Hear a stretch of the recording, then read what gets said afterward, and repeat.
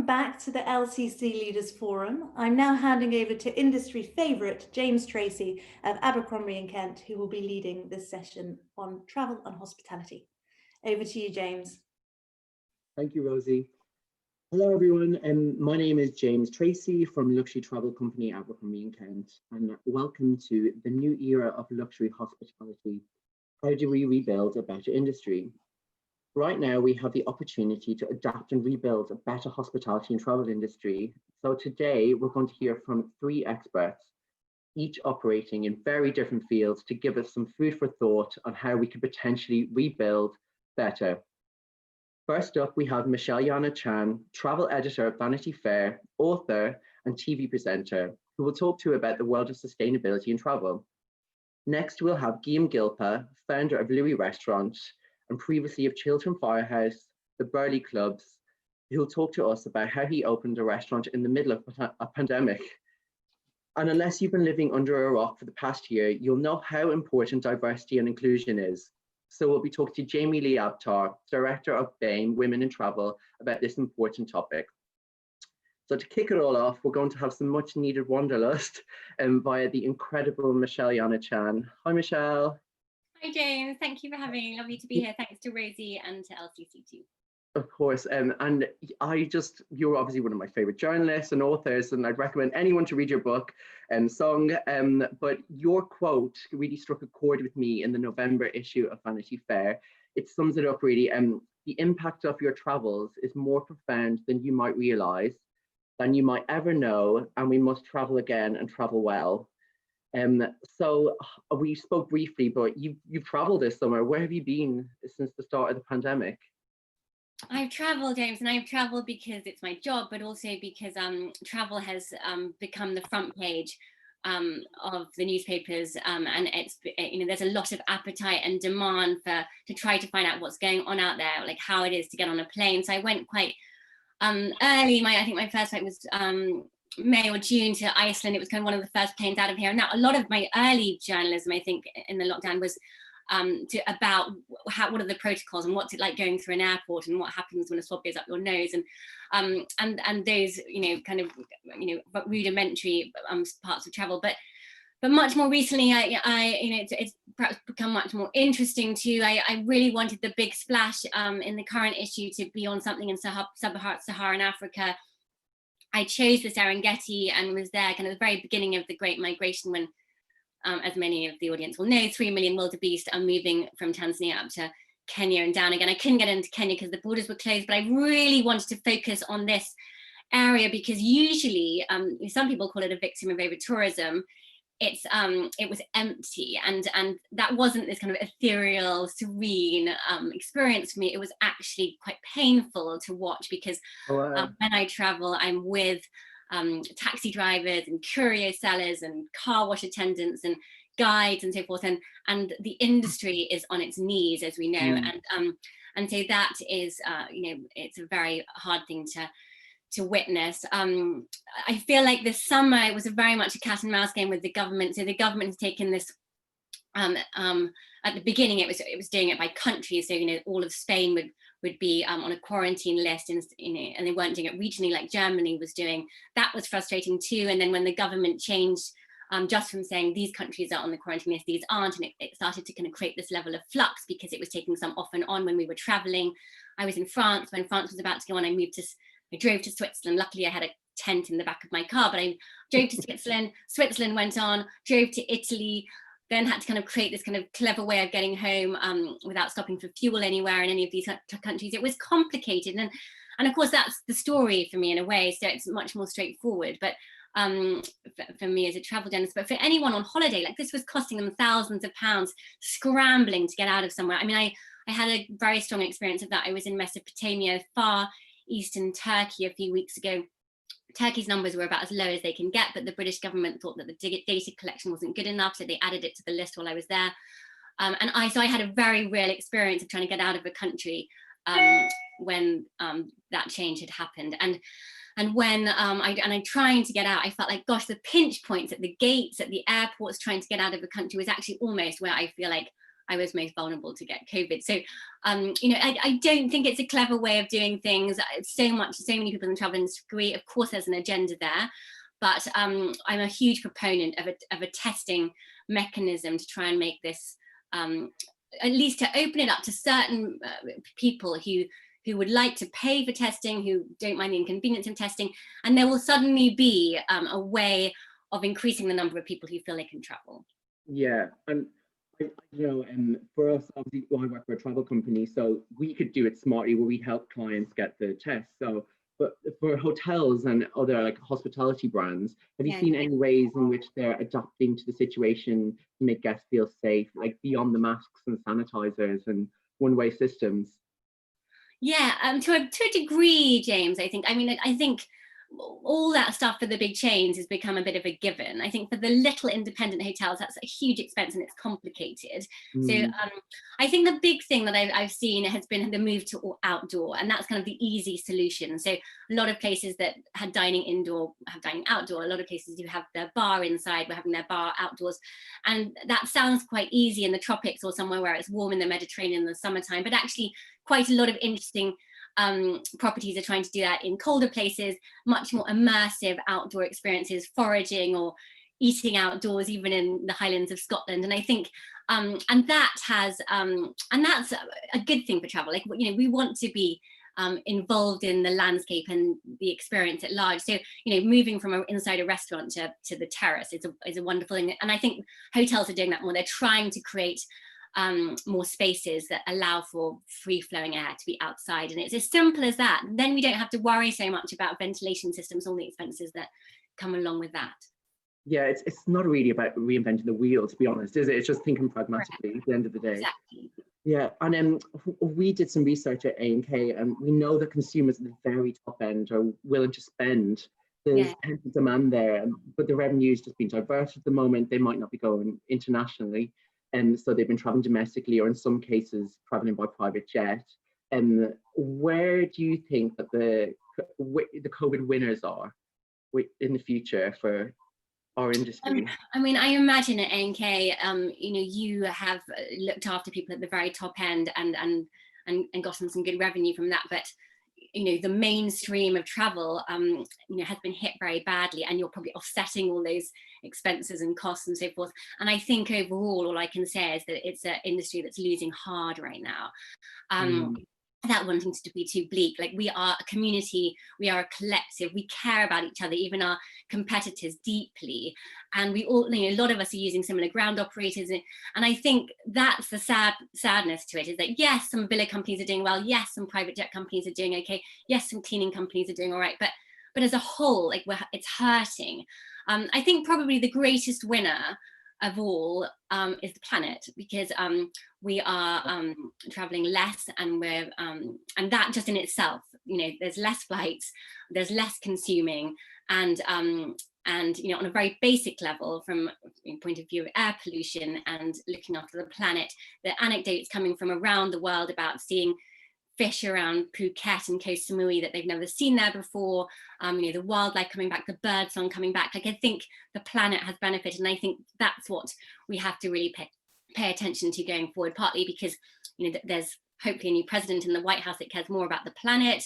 There is a kind of a shift, I think, for all of us, that we've all had a lot of outdoor experience under lockdown, because we've been allowed our little outdoors exercise, and we've used it, and I think there's a greater appreciation of that. And if hotel companies and tour operators and anyone involved in the travel industry can capitalize on that, kind of understanding that, you know, it's best to be outdoors right now from a health point of view, and it's great to be outdoors from a health point of view, and from a pleasure point of view, and I think it's, you know, it's something holistic. It serves the planet, it serves us, and I think it's the time when anyone in the travel industry can be leaders in that.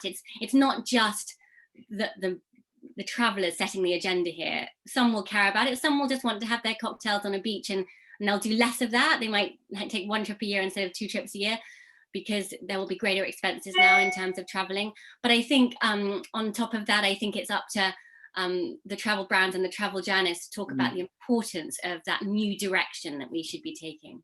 Yeah, and I know from some of the bookings that we've seen for 2021 and 2022, people want to go on less trips but longer. So you might do 3 weeks in Africa with maybe an Indian Ocean add-on. So maybe people will travel less and travel better. I Which, mean, travel less is equal to traveling better, isn't it? I mean, when it yeah, comes to so many things. So, and I think, you know, it's always been longer trips and fewer trips is better from a carbon emissions point of view, but also from the point of view of the quality of the experience. And of course, not everyone's able to do that with their work, and you know, dare I say it, with the lack of work now, but if one is able, the longer experience, you know, the deeper experience, it's got to be more profound. yeah. And at the end of the day, we've got to travel because there's communities out there that need us. They need those tourist dollars. And I know that in Africa, obviously you've been, but I've been hearing awful things about the some of the national parks just don't have the fees coming in anymore. So it is a worry for the future. Absolutely. I think on a very basic level, you know, my guide has kids, you know, can he afford to buy uniform and books for that kid to attend school? Maybe next year, maybe not. You know, that's on a very basic level. I mean, that said, you know, most travelers aren't doing it for philanthropic reasons, but it's also, there's also research to show how good travel is for us. I mean, we call it, you know, perhaps in a bourgeoisie way, it's become a necessity rather than a luxury for many of us. But there is something about what, you know, the mindfulness of travel, not just the actual experience, but planning it and looking forward to it and anticipating it, and then remembering it and reflecting on it once you're back, and all that, I think, kind of creates these. We all know when we come back, we're fresher, we're keener, we're smarter, and I think that joyfulness around travel that that we all gain is so important on an individual level. So it's not, you know, I'm a huge, I care deeply about all the communities that are affected by this, but I think also you think about yourself too, you know, oneself too. But yes, I think definitely on the ground, James, the communities and conservation too. And Treacy, when I was in Tanzania, I know you asked me this question before I went, Yeah. you know, how was poaching on the ground? Yeah, no, you did. You said, call me after you're back and tell me how poaching was doing. In fact, Tanzania is not having such a rough time, even with kind of bushmeat poaching, because they didn't do a severe lockdown, so the economy was still going strong. In Botswana, I also spoke to someone close to the ground who said because of transport links, they were shut down, and you know, people couldn't get tusks and rhino horn out of the ports and along key trunk roads. So, but nevertheless, there is definitely game poaching going on, you know, for communities that are struggling on a financial level. And dare I say it, and now as the world is turning again and ports are opening, there are fears for poaching increasing because tourists act as a kind of patrol. Although I haven't had strong evidence of that yet, personally. Well, hopefully we won't. And just touching on the hotel side of things again, are you seeing any evidence that hotel design could potentially change as a result? Yes, I mean, I think it's, you know, it's so hard at the moment for hotels that, you know, are in bill. They're all trying to kind of tweak and adjust.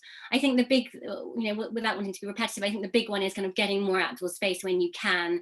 I noticed like quite a lot of spas are having kind of, you know, outdoor spa tents, you know, on a cliff, you know, which existed already, but they're trying to do more of that because they think often spas are relegated to the basement, you know, they're kind of gloomy, and that's part of the appeal perhaps because it's windowless. And but I think people are afraid that that's also kind of a petri dish for COVID, right? So they're trying to bring some of the spa experiences out into the open.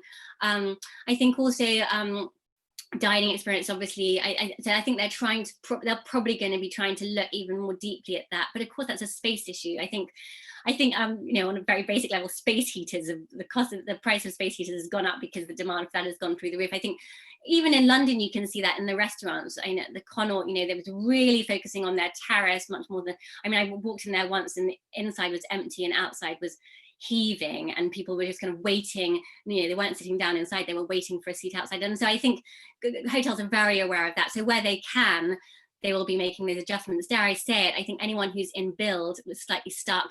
Anyone who's planning to build is probably putting that back a bit. I don't think we're going to have huge numbers of hotels opening in the next 3 to 5 years. Yeah, well, hopefully, fingers crossed, things will bounce back more than we hope. I know from the NK research, there's so much pent-up demand there. And budgets are changing. So that's interesting. But I literally only have a few minutes left with you, unfortunately. But we've spoken about people's attitudes and how they're going to change, which they definitely will. But with the onus on travel brands, what can actually be done?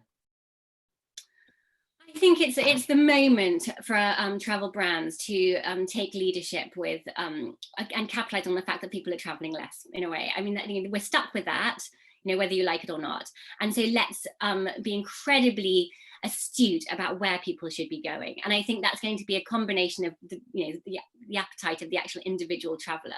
But you'll be able to take a lead, James, in the company that you're part of. Like, you'll be able to say to people, if you feel robust enough and if you can afford it, where we're suggesting are these places that really need you. I mean, for example, these aren't miserable outposts either. Like the Maldives, over 90% of the Maldives GDP relies on tourism. Like it happens to have an air corridor right now. Of course, we're in lockdown, but these are the kinds of destinations that need us. And I think that's an opportunity, for elements of that to come in. Yet we all know that on the hotel website there were all these tabs saying gallery and rates and rooms and suites and so forth, and the tabs on the right, which is about community outreach and conservation and the good work that hotels are doing, don't get clicked very often. I mean, that is the fact.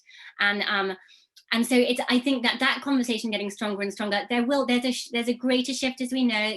Young people are becoming middle-aged people, and there is a deep interest that they don't mind paying. Increasingly, it seems, and research suggests that they don't mind paying more for an experience that is kinder to the planet. And so that's, I think, the opportunity now. I mean, it's being catalyzed. And I know I heard Rosie speaking to someone earlier about what lockdown has done in many ways. It's catalyzed a lot of trends that were going to be happening anyway. And one exciting trend and an important trend is for us to be kinder in the way that we travel. Well, that's a lovely ending. Be kind, essentially, in all aspects of life. Thank you so much, Michelle. I'm sorry to cut you short, but we'll talk soon, and thank you again. Thank you for having me, James. Take care. Bye. Bye. Next up, we have Guillaume Glipa. He is a name synonymous with some of London's most celebrated restaurants, including Chiltern Firehouse. His latest restaurant, Louie London, opened in London's Covent Garden this year, and despite being a challenging year for hospitality, is having rave reviews and huge success as the it place to go. Hi, Guillaume. Hi, James. How are you? I'm good. You had the Last Supper last night. You said earlier, you described it as New Year's Eve. Yes. Everyone was in town, and everybody acted like if it was the 31st of December. Well, obviously it's not ideal, but you managed to open the hottest place in town that could be seen as impossible during this pandemic. So you've had to push it back. You've been under government restraints. How have you flourished, and how have you adapted your strategy?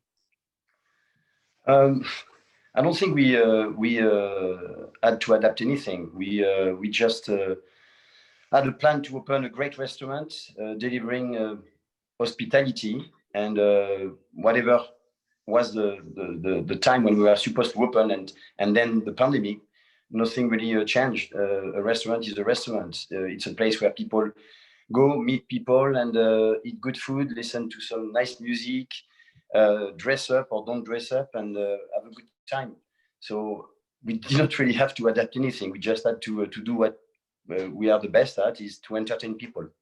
Yeah, I think when we spoke last week, you kind of spoke about it's not reinventing the wheel, really, is it? It's just good hospitality.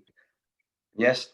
There is nothing to reinvent. When people say, oh, what is a formula? There is no formula. The formula is to be genuine. You need to love what you do, and the rest just come together.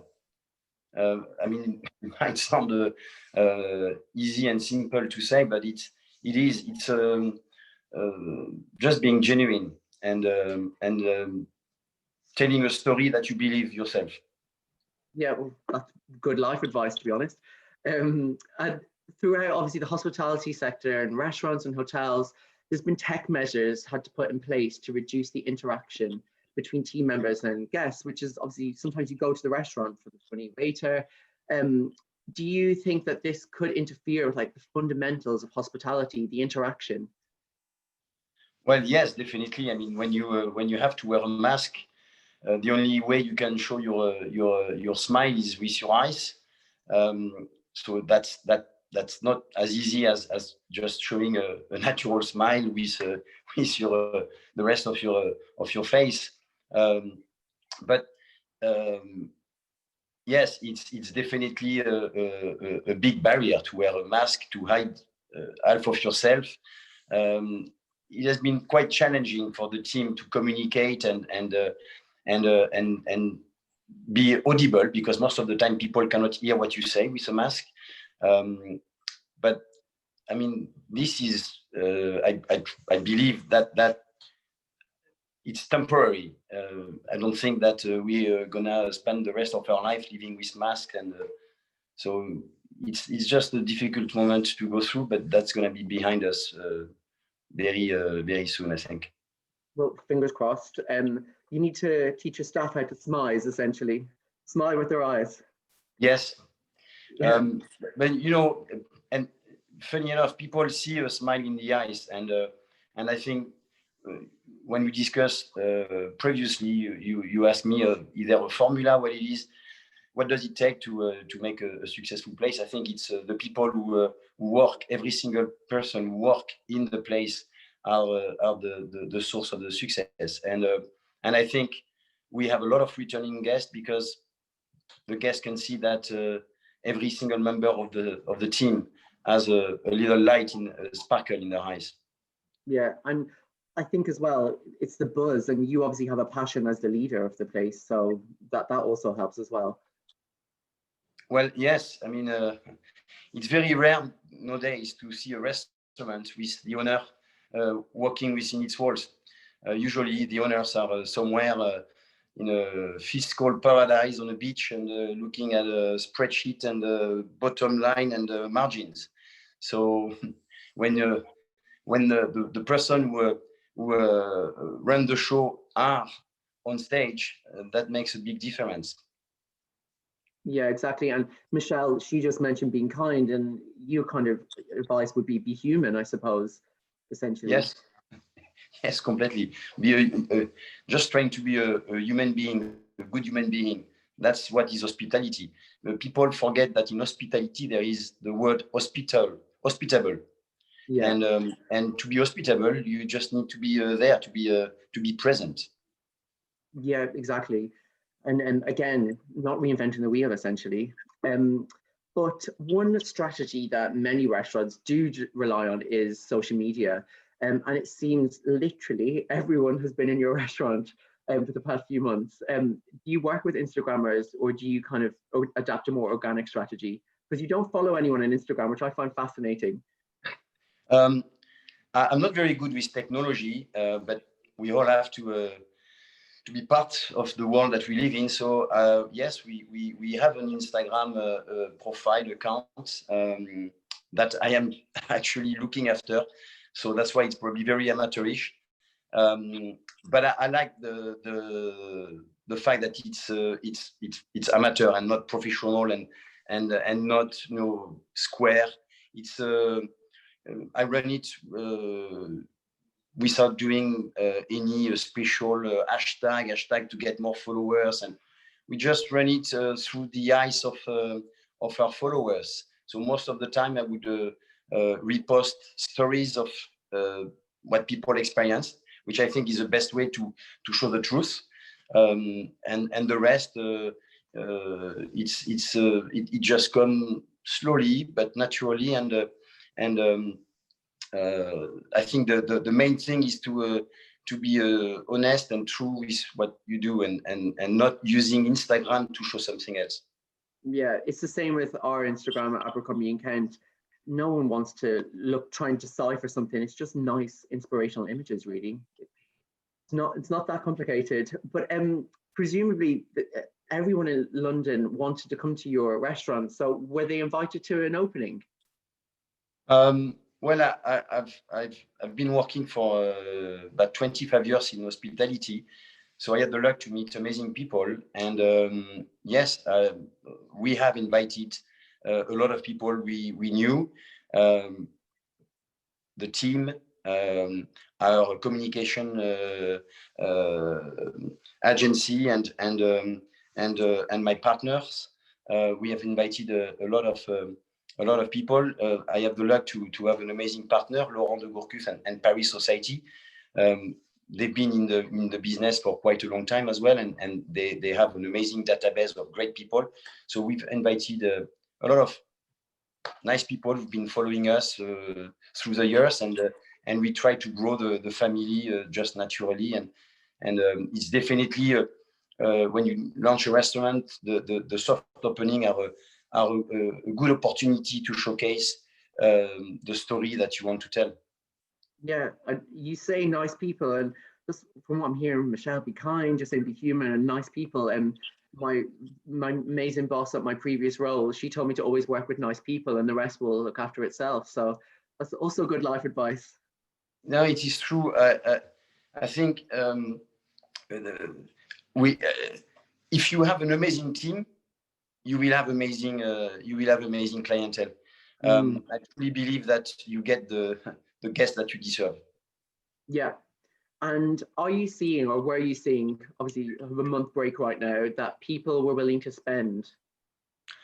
Yes, I think because of what's happening today in the world, people, when they go out and when they have the opportunity to spend a good time, I think they just want to enjoy life, and they don't really look at what they're spending, and they really want to have a good time and just celebrate life. And I think this pandemic reminds us that what is the essential in life is friends, family, going out and meeting people. And I know it's very contradictory with today because of the different restrictions we had, but at the end of the day, that's what people go to a restaurant. They don't go to a restaurant just to eat. They go to meet people, to meet, it can be for a business meeting, for a love story, the beginning or the end or the middle of a love story. But people go to restaurants to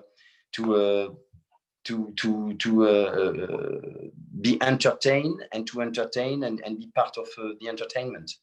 Yeah, it's a big stage, a restaurant. You know, it's the people who run it, the team, and the clientele. It's like a movie. It's like a film. Yeah, exactly. And we're kind of seeing something very similar, that people have missed milestones this year. So their 30th wedding anniversary, and they want to go on safari with the kids. So they're planning an even bigger trip next year because they didn't get to spend the time together this year. So I'm sure it'll be the same in the hospitality scene. Yes, definitely. I mean, you know, when you stay 5 months locked in your house, then people were allowed to go out in July, but most of the restaurants did not really reopen. Most of restaurants reopened in early September. So everyone took the opportunity to go out, to meet their friends. I've noticed that before we had the restrictions with table of 6 maximum, people were going in big groups, more than I've ever experienced. Like everyone wanted to host a dinner party with all their friends. I've noticed that people wanted to go out in big group and celebrate not just birthday, but just going out and trying to take as much as they could. So I think there has been a different take on restaurants. People realize that's where people meet each other, in restaurants, in cafes, in bars. And when you've been deprived from that freedom, as soon as the restrictions are lifted, everyone will go back to a restaurant. I want to stay positive and optimistic about the future of hospitality. I think hospitality will be stronger than ever. Yeah. Well, my next question for you was, are you optimistic for the London hospitality scene? But I think that's a yes. Pardon me? You're optimistic for the London hospitality scene. I think it's a yes. Yes, I am very optimistic. This is the essence of life. to go in restaurants, in bars, in hotels, in cafe, in brasserie. There is no other way. Yeah. There is no other way. This is why I do this job, because it's a passion, and it's an essential need. Okay, I love it. Well, I'll have to end on that, I'm afraid, but obviously I'll encourage anyone that's watching to come and visit Louie, either next month or next year, whatever happens. Yes, well, very soon. West Street, Covent Garden. Perfect. Nice plug there. Thank you so much, Guillaume. Thank you. Ciao. Ciao. And finally, we have Jamie Lee. I heard a quote recently that diversity is being invited to the party, but inclusion is being asked to dance. And I know for me, it kind of begs the question, why wouldn't you have diversity and inclusion in the workplace? It leads to diverse thinking, creativity, and it needs to be the foundation of any marketing plans. So we have Jamie V. Abtar joining us from BAME Women in Travel. Hi, Jamie Lee. Hi, James. How are you? Good. Yeah, all good. Happy in quarantine. Firstly, would you mind telling us a bit about BAME Women in Travel's objectives to all of our viewers? Sure. So really, the core of BAME Women in Travel, and BAME, for those who aren't aware of the acronym, stands for Black, Asian, and Minority Ethnic. So the core of BAME Women in Travel is addressing racial inequality as a societal, moral, and a business issue.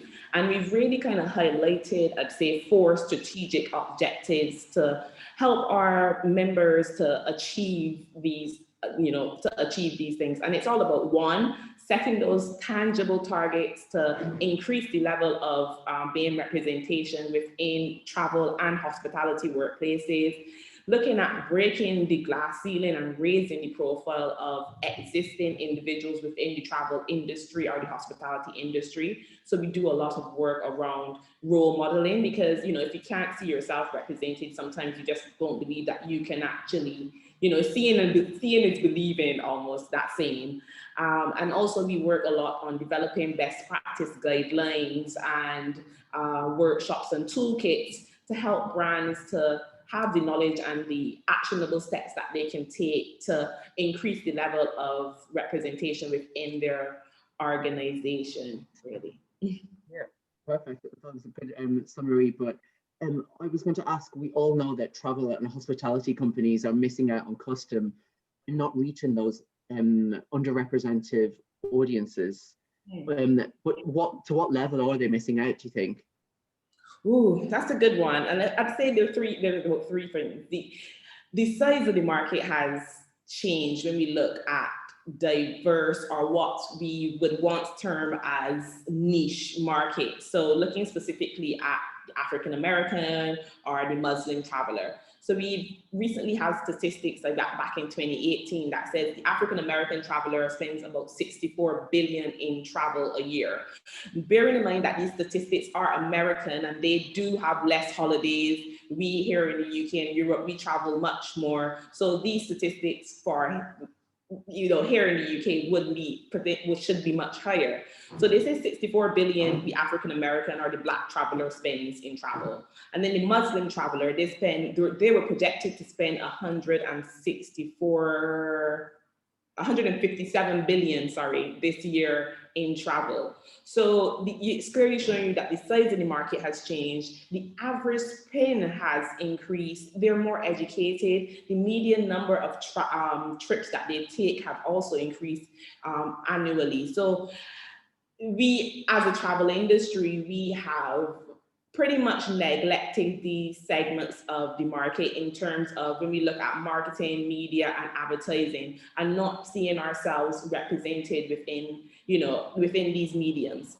So, and there are statistics that say, diversity is good for business, diversity and inclusion. So I like the statement that you made, because it's not just diversity, it's also that inclusion bit. I think that's the most critical element of it.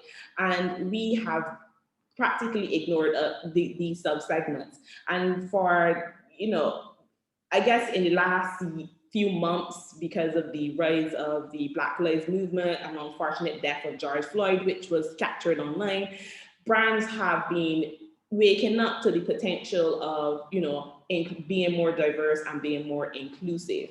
But there are numerous white papers, there are numerous studies out there that say diversity is good for business.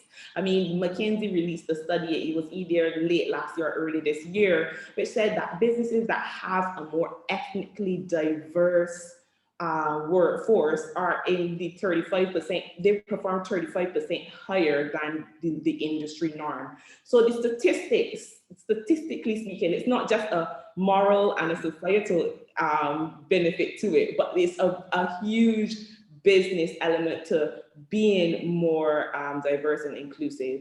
And one more statistic I'll give you, just to back up the fact that, as a travel industry, we really need to look at these other markets. 72% of travelers who see themselves represented within marketing and media book their holidays when they see themselves represented. So I hope that gives you a little synopsis of why it's so important for brands to take diversity and inclusion seriously. Exactly. I asked what they're missing out on, and it's a lot. It's internal creativity. It's bottom line. They can earn more money essentially as well. So, no, that's perfect. Thank you. When a company has accomplished this first important step and ready to start marketing themselves to a more diverse audience, where should they start? I know it's a bit of an open-ended question because you've got imagery and messaging and partnerships, but it's so much more than just doing a partnership.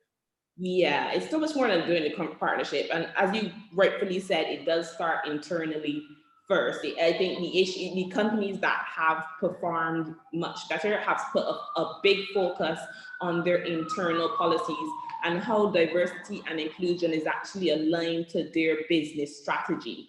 So and I think that's really, really crucial, because that then impacts on, recruitment, retention, having those diverse voices at the table who can, tell you, I don't think that might be the best word to utilize in this particular copy, diversifying, I think as well, diversifying your Black books. It's time to us to expand our Black books. And we hear the word allyship a lot being used in the last few months. How can you be an ally to individuals of color who might be in media or PR, that you can, reach out to and give them an opportunity to bring a different perspective? I mean, us as marketers, we have a huge, and I say us because in my other life, that's what my love and my passion is marketing and advertising. So us as marketers, we have a huge responsibility in shaping the narratives and the stories of what the world kind of looks like.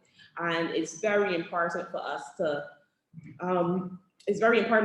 definitely include other voices, work with other individuals within the industry from different racial ethnic backgrounds, diversify our suppliers. What does our supplier list look like? Who are the people that we are working with? And as you mentioned, partnerships. And partnerships is not just, you just, I think very important is having these I'll use the word, I want to put this word in, authentic partnerships, because a lot of the times, they want to hit the quotas or to hit the numbers or to, say that they are working with, diverse individuals. So they don't put a lot of thought into the particular process.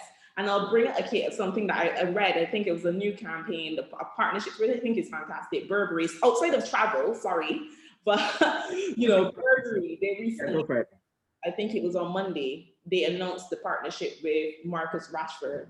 And I think it's important there because not only are they're working with grassroots organizations who are already in the community doing the work and going in to see how can I support them. And I thought that was a really great initiative, and I'm sure that in the coming months that will, for them, it will show great results, because they have been, you look at the different community groups. Who can I work with within the community that aligns with my business strategy or aligns with my marketing strategy?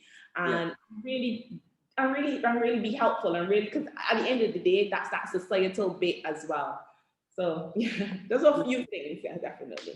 You kind of answered half of my next question, which was, when companies have accomplished this first important step, have you got any good examples of companies that have done well? I know Belmont have a diversity and inclusion board, which for them, they really stand out for me. Have you got any good examples of hospitality brands? There are a few. I wouldn't say particularly. I mean, I think the travel hospitality industry has been relatively slow in the diversity and inclusion agenda. I'll say that up front, compared to other industries like technology, fashion, beauty. They've been way further ahead the curve than travel. I think in the last kind of 2 years, the travel industry is definitely been improving in terms of now really stepping in to make the plans in terms of what you do. Of course, diversity and inclusion is not an overnight thing. It's a process. It's a very long process. But in terms of brands that I think have done particularly well within travel, you mentioned Belmont and the incorporation of a diversity and inclusion advisory board. And that's really important there because you see that they've tapped into the leadership. And I think it's crucial that the leaders of the organization understand the importance of diversity and inclusion because it has that top-down approach. You know, once they set the strategy and they set people to be accountable for achieving their particular targets and their goals. Another brand I'd say is Intrepid Travel. So Intrepid Travel has done fantastic work. And once again, they started internally first. They've done a lot of the groundwork internally first in terms of, you know, diversifying their